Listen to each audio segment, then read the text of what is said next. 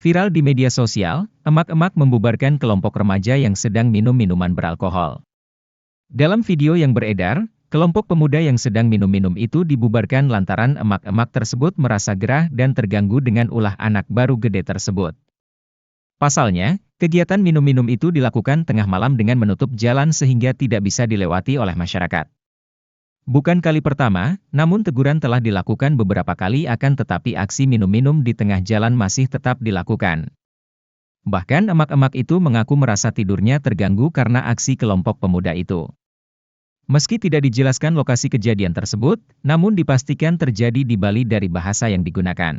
Sempat tak terima ditegur oleh emak-emak itu, salah satu pemuda pun tampak marah-marah. Ia terlihat melempar sebuah botol bir, beruntung sejumlah teman-temannya menenangkan. Aksi pemuda itu akhirnya berhenti usai seorang bapak-bapak datang dan memberi nasihat.